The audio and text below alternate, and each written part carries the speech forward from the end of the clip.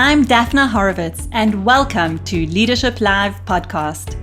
The greatest skill of leadership is growing yourself and growing future leaders around you. You can do that by developing practical leadership habits that take you from top performer to extraordinary leader, a leader that inspires people and gets results. Whether you're a first-time manager, entrepreneur, or seasoned executive, this podcast is about having the conversations that cut through the noise and focus on what matters most in your business and leadership. So, are you ready to master your mindset, inspire your team, and elevate your business? Welcome to Leadership Live, and today I've got a great topic for you. It's all about feedback. Now, feedback is that dreaded thing that no one loves to give or receive. It's never easy to do, and yet it's a skill that we cannot do without. Especially as a leader, it's a skill that we use all the time. And if you learn how to do it well, you can really skyrocket your results, your team's results, and your business results as well. But before we go into this juicy topic, I am delighted to make an announcement, and that is that my book, Weekly Habits for Extraordinary Leaders, has just launched and it's available on Amazon. So go and grab yourself a copy. Highly recommended. I've already got so many really wonderful reviews, and people are really commenting on how it's a practical guide to really take your leadership to the next level.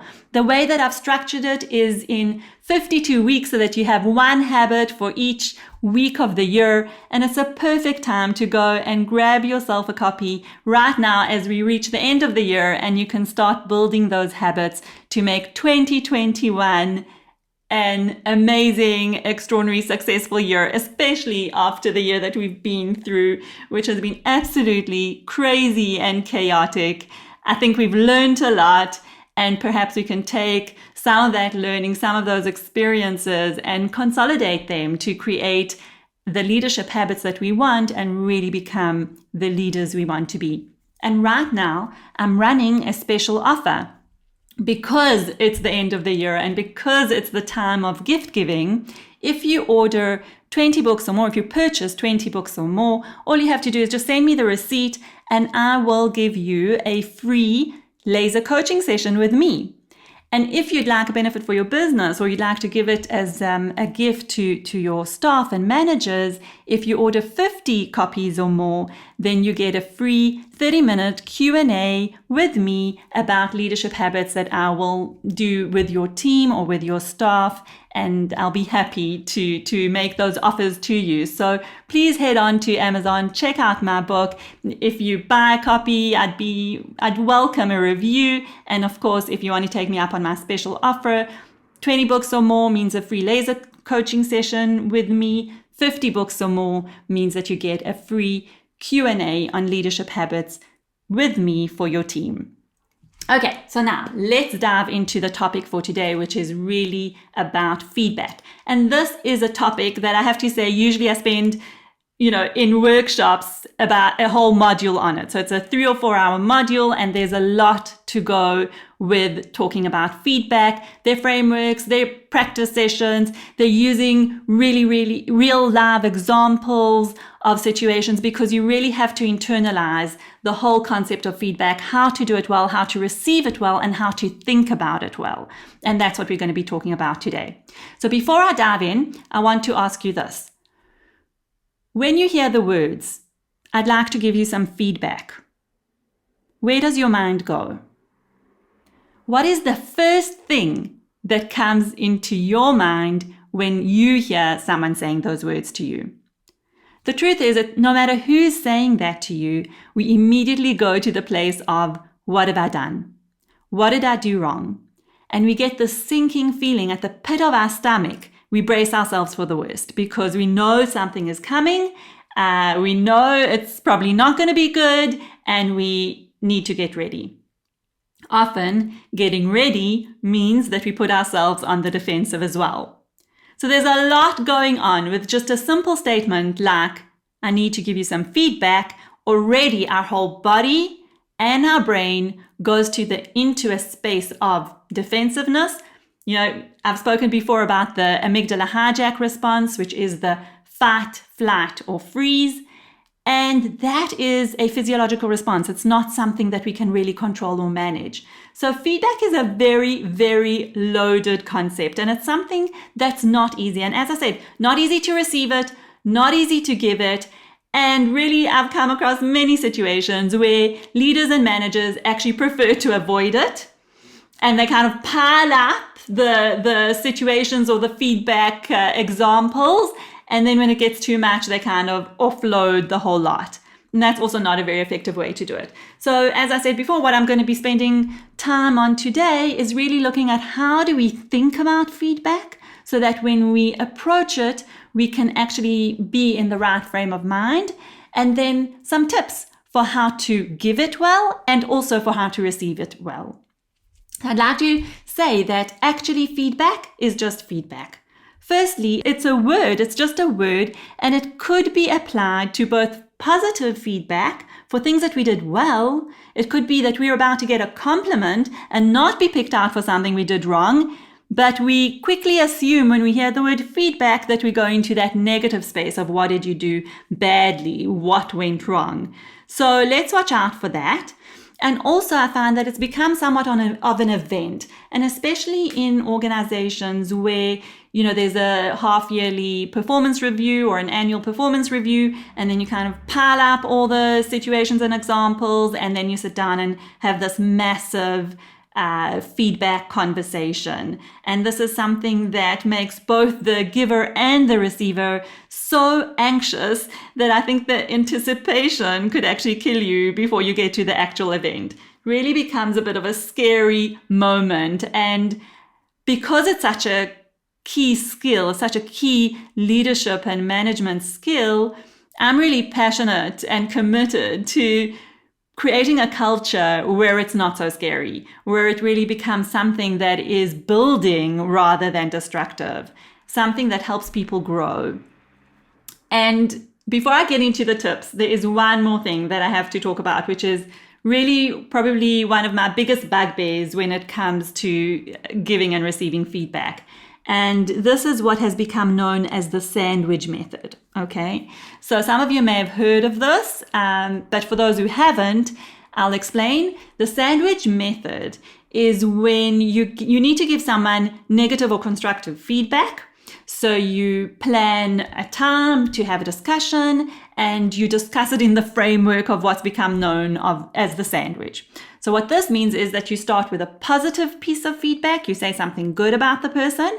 Then you say the negative thing, which you actually wanted to do in the first place. This is the reason that you're having this conversation. So this is the negative thing. It's the filling of the sandwich. And then you close it off with another positive thing. So that's why it's a sandwich, because the slices of bread are the two positive things, and in between is sandwiched that negative or constructive feedback, which is what you came to this conversation for in the first place.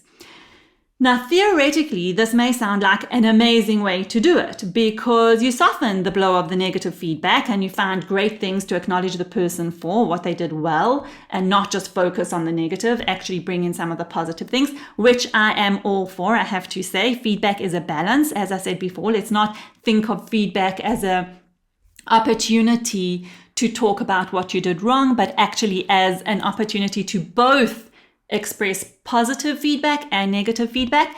But the sandwich method is really, I advise against it. Not that it's not one of my favorites, I actually advise against it, and I'm going to explain what's wrong with it. Okay, so what is wrong with it is that usually the message that you really want to put across doesn't actually land and doesn't actually get heard because it's sugar-coated with a whole lot of other stuff.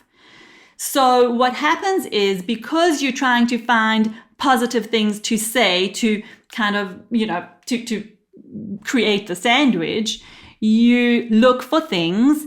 And because negative feedback is difficult to give, you tend to talk a whole lot more about the positive things than the negative, the filling of the sandwich or the negative message. And then the negative message can actually get lost. So you talk a lot about positive, this is what you do well, and go on about that. Then, okay, a little bit of negative, and let's finish off with the positive. and your message actually gets lost. So the reason you came into this conversation for gets lost in all the fluff of the positive messages that you're putting across.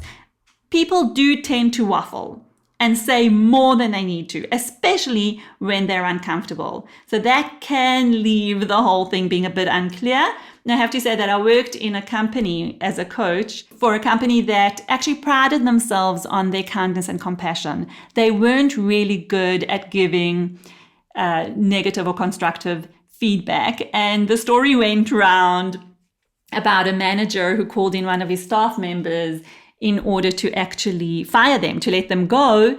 And they used the sandwich method to do this. And they said so many positive things. Then they said, okay, and by the way, you fired, and then went on to more positive things, that the person actually left feeling like they actually got a promotion, or thinking that they got a promotion rather than they were actually being let go. So I don't know how true the story is, but it is a story that went around just because of the, kindness culture that they had. Again, a good thing. But when you need to deliver a hard message, you need to know how to do it well and to do it very specifically. The other thing that's wrong with the sandwich method is that when we hear something negative, it's really hard to switch gears and take in the positive. So we tend to focus on what we're doing. So we know how you can get 90% for an exam. And, if you really wanted to go for that 100%, you're going to look at the 10% of what you did wrong and focus on that way more than on the 90% that you got right. Or, when you're getting reviews on, I've got reviews on Amazon for my book right now. And actually I think I've got 17 reviews at the moment. 16 of them are 5 stars and 1 is 4 stars. And even though 4 stars is great, I'm thinking, why did I get a 4 star? That my focus goes into that, because that's how we wired. We wired to look at what's wrong. So if you're going to lump a whole lot of messages together and you really need a constructive piece to get across to the person you're sitting with, then again, the sandwich method is just not going to do it for you. And the last thing on the sandwich method is that what happens is, because when you're wanting to give feedback to someone and you're wanting to give constructive feedback, and now you are looking for positive things to say so that you can do the sandwich method, you are now looking for positive things which may not be genuine. They may be genuine, but when you're looking for something positive to say because you need to follow a process in order to give a negative message, so your negative message is actually the objective, and you're now looking for positive things to say, it comes across as insincere and not believable. And that is something that is critical with feedback. It's got to be genuine. It's got to be believable. It's got to be sincere. So when you're trying to find positive to quote the negative, it doesn't come across well. So I'm saying sandwich method, don't do that. And let's look at what should you do, okay? Let's look at how we approach feedback in a way that will land as well as possible and create change, okay? And do it with compassion, okay? Compassion, kindness, and create the change that we want. And one last thing is that the whole point of the sandwich is the filling. I mean, that's what makes the filling. So let's focus on that and make that filling as effective as possible. Get to it and get to the heart of the matter, because that's what makes a feedback conversation effective. So how do we do feedback well? How can we turn it from that dreaded conversation to one that delivers the message with compassion and creates change when we're giving constructive feedback? And on the receiving end, how can we receive feedback that's hard to hear graciously and create the desired change? Those are the questions that I want to deal with now. So I'm going to do this in 3 parts. And the first part is how to approach our feedback as a whole. And then I'll go into some specific tips on how to do it well. So first of all, I'd like to look at our approach. How do we approach feedback? How do we think about giving feedback?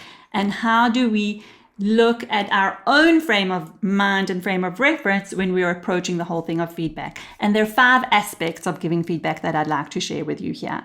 The first one is that feedback is a gift.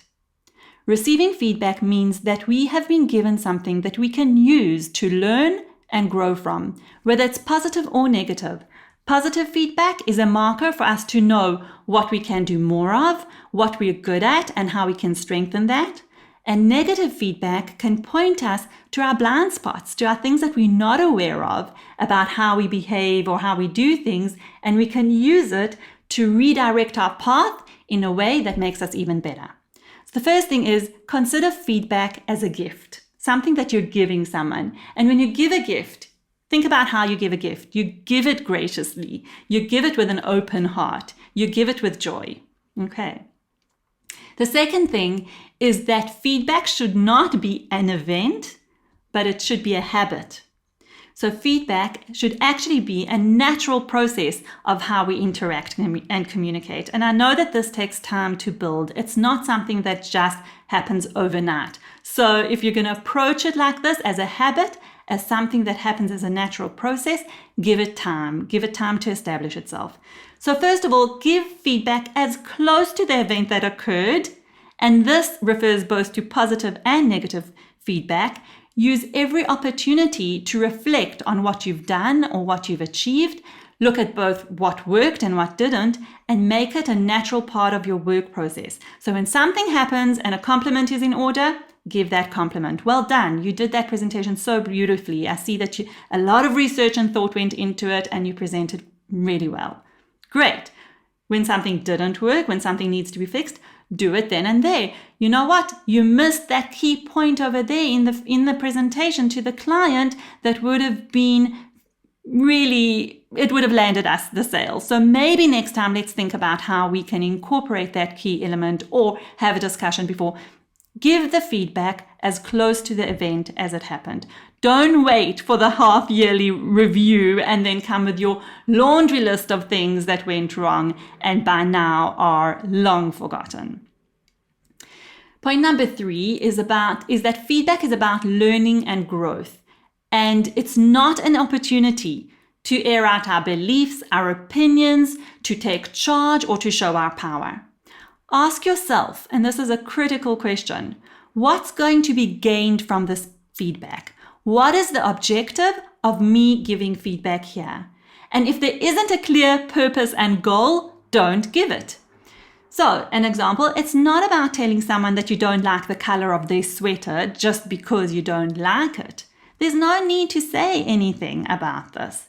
But if there's something about the dress code of the office and something needs to be matched there, then that's a reason to give feedback. And your objective is to make sure that the dress code is professional or the dress code is informal, whatever it is, and to give feedback about something that is relevant to your workplace and to what you need to achieve. So ask yourself that. What is the objective of giving this feedback? What is the purpose? What do I want to achieve from it? Tip number 4 is it's all in how you do it. Okay, so you can give feedback with no regard for the person's feelings, without compassion, just blurt it out and not think about how you're saying it and how you're coming across. And that's really not a good thing. But when you do it with compassion, with care, with kindness, when you've got a specific objective and you state your objective, then it comes across in a different way. So you can say the same thing in 2 different ways and it will be taken on and it will land in completely different ways. So we're going to talk more about those tips in a moment. And then aspect number 5 is make feedback a habit and get into the habit of asking for feedback. So it's not just about waiting to be given feedback about something that you're doing well or not. It's actually about asking for feedback. Make sure that you are showing that you want to learn and grow, that you're showing that you don't think you know everything, that you can learn from the people around you. And ask for feedback. Ask for how you're doing, both positive and negative, both what you're doing well and what you can improve on. And never forget the positive. We often tend to forget about positive feedback, but as I said before, it's a critical part of our development as human beings. So with practice, it becomes easier for people to give and receive feedback. And if this becomes part of the team conversation and culture, it will become a process that's welcomed rather than dreaded. And I really want to share the Theodore Roosevelt quote about the man in the arena here, because I think this is also really important for feedback. And that is that you can only give feedback if you are in the arena with the people going through the experiences that you're giving feedback on. You can't sit on the sidelines as an observer and, make your opinion known about everything that's going on around you. And Brené Brown talks about this a lot. So I love this quote, and I'm going to share it with you now. It is not the critic who counts, not the man who points out how the strong man stumbles, or where the doer of deeds could have done them better. The credit belongs to the man who is actually in the arena, whose face is marred by dust and sweat and blood, who strives valiantly, who at the best knows, in the end, the triumph of high achievement, who at the worst, if he fails, at least fails while daring greatly. And that's the thing about feedback. It's brave, it's courageous, you need to dare to give it. But if you do it in the right way, and if you're in the arena with the people that you're giving feedback to, it's a completely different story. It lands differently, and everybody learns and grows from it. So now I'd like to give some tips about how to give feedback well, how to do it effectively. I'm going to run through these quite quickly. They're quite a lot. As I said, usually I spend a 3 to 4 hour workshop doing these things, but this is the topic that's so important that if in under 30 minutes I can give some tips and you can take something away that you can begin implementing immediately, then I think this is a good thing. So here are some tips. And I actually want to add that these tips are, again, they apply both to negative and positive feedback. Of course, positive feedback is easier to hear, although there are some people that have a hard time with that as well. But if we bumble up giving positive feedback, there isn't too much damage done because you really are saying something nice. If we fumble and don't do well on negative feedback, it can do damage. It can be destructive. It can leave a residue that then needs to be gone and fixed. And of course, you can always fix it. But more care and attention needs to be given to giving negative feedback. So just keep that in mind. So here are some tips. Number 1, keep it short. Try not to waffle. Try not to go around in circles. Try not to repeat your message. I know it's hard, but this is where kind of planning and preparation ahead of time does help, because think about, you don't have to spend a fortune of time preparing, but just think about what is the key message that I want to say. As I said before, what is the objective of this feedback and what is the key message that I want to give, and then do it in as few words as possible. Tip number 2 is be specific and give examples. So if you can actually give examples of what the person's done rather than just saying, for example, rather than just saying, you're always late. Actually say, I've noticed that for the last 3 team meetings that happened on a Tuesday, you arrived 5 minutes late. Specific with examples. Okay. Number 3 is do this in private. Okay. When we are looking at constructive or negative feedback in particular, do it with a person in a private setting. Don't call people out in a group. That is very, very unsettling and very can be very destructive. Unless you're a team who's going through an experience or a situation, or you've just had a client project that you've done or a meeting and you want to reflect back on that and analyze your performance as a whole. That's different. And with positive feedback is very affirming when it's done in a group. But then you've also got to be careful about that you are mentioning everybody that was involved. You're not leaving people out. But positive feedback in a group is affirming. So I'm talking about negative feedback. Do it in private. Do it one-on-one. Make sure to talk about the impact. So when you're looking at something that went wrong, don't just say this went wrong. This presentation didn't land well. This client didn't buy our product. Talk about the impact. What does that mean? What does that mean for the person? What does it mean for you as their manager? What does it mean for the team? And what does it mean for the business? What is the impact of a particular behavior on the environment around you. So talk about, and this can be positive or negative, either the win and the impact of the win, because that really helps to solidify what we want to achieve more of. And if it's a miss, talk about the miss and what was the impact of that miss. Again, because we want to understand what we are doing this all for. We want to connect the dots with a bigger picture. Tip number 5 is ask questions, stay curious, and make sure to listen. So I know those might be 3 things in one tip, but they're all related. Make sure to ask questions. Make sure to give the person an opportunity to listen. Make sure to stay curious and open.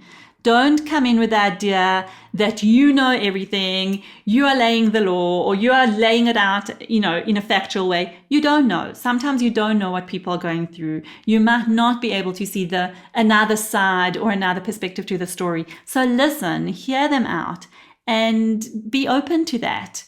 Be open to the fact that you might not know all the facts of the situation. Tip number 6 is give the person you're giving feedback to an opportunity to think about it and come back to you with their response or understanding or questions or solution in part 2 of the conversation. Some people can respond quickly and give you a quick answer and go into a meaningful conversation about how to fix it straight away. Some people need to take time, sit with what they've been told, process it, think about it, and then come back to you with some thinking about what to do or what their response is. So be respectful or mindful of that, and notice if the person needs time to think about it, send them away, let them think about it, and then make a time to come back together again to discuss the rest of it. And this is really bearing in mind what I've said before, which is the amygdala hijack situation. When we receive negative feedback, it's really difficult to take it in. So when we're experiencing a fight, flight, or freeze response, our rational thinking actually shuts down. So we can't even think rationally and we can't even explain anything. So give people the time that they need to process, think about it, and then come back to you. Point number 7 is an interesting one, and this is about finding out how the person likes to receive negative feedback. People are different in their preferences. Some people like to talk about it. Some people prefer to receive an email or a written email about their, what they did wrong or even what they did right. And I think it's important to be sensitive about that. Now, I am cautioning here, it's not a good idea to send negative feedback in an email. It really isn't in general, but sometimes it might be more effective. So I would say ask your staff member, and not on the verge of giving the feedback, but as part of getting to know them, what is the best way to handle a situation where I need to give you negative feedback? How would you like to receive it? Do you want me to sit down and talk to you about it? Do you want some time to think about it? Or do you prefer something in writing? And I had a situation with a team member. I needed to give some negative feedback about their performance.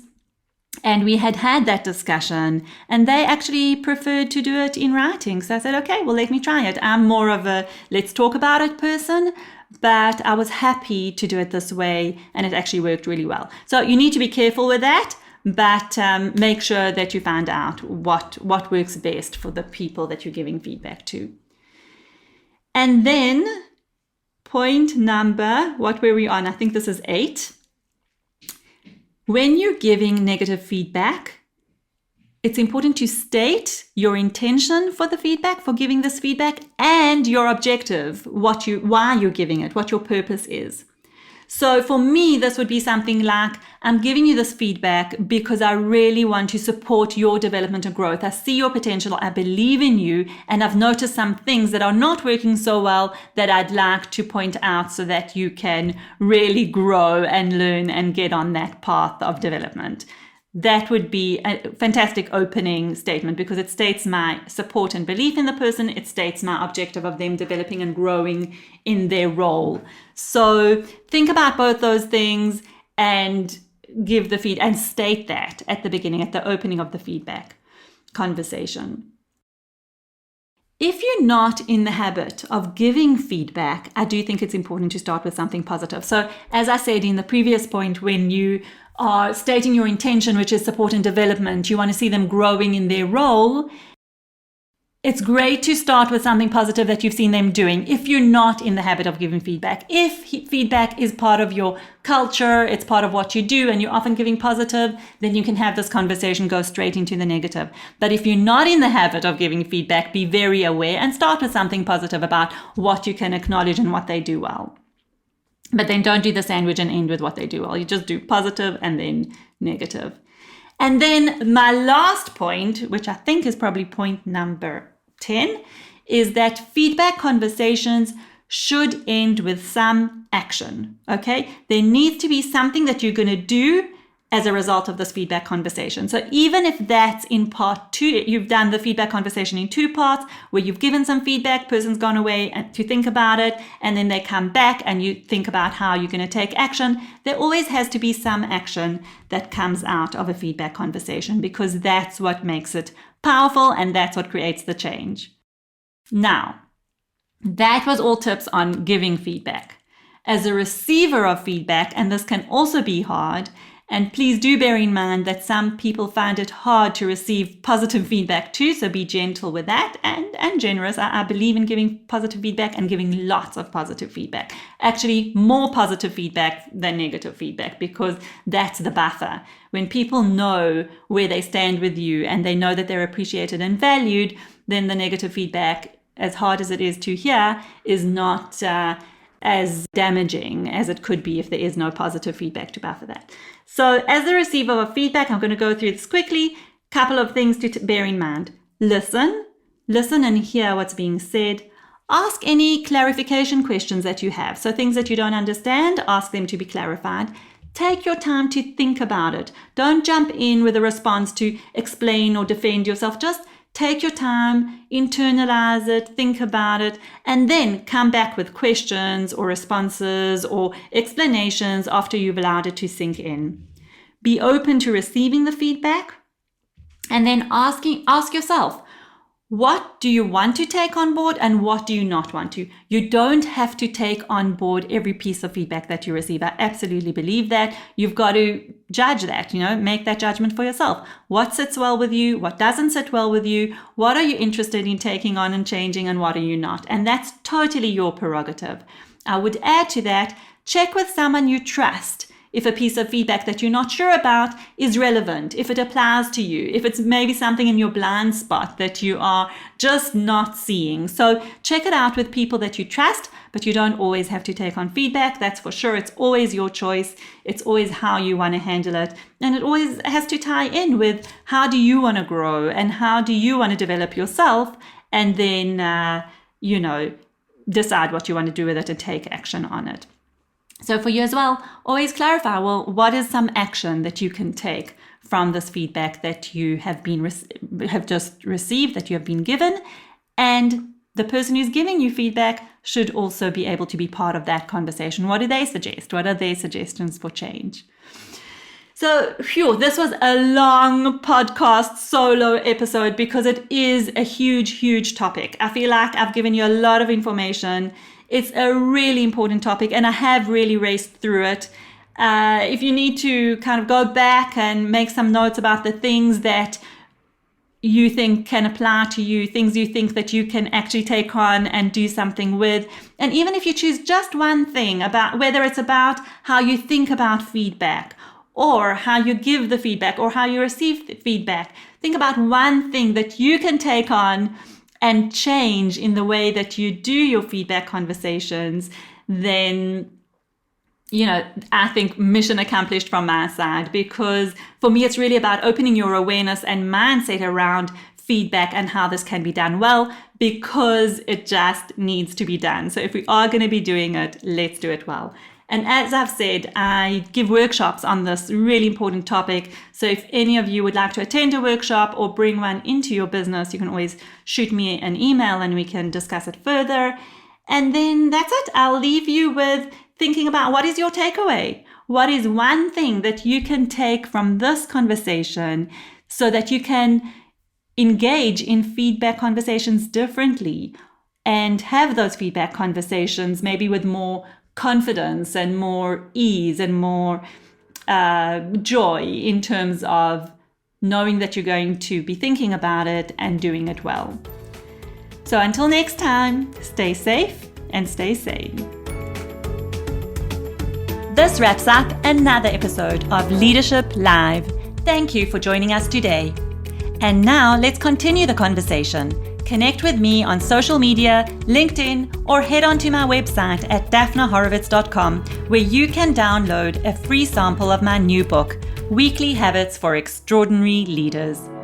If you enjoyed this episode, I'd love to hear your thoughts, and be sure to share it with a friend or on social so that I can continue to reach and support leaders just like you. Tune in next week to Leadership Live, where talented people become extraordinary leaders.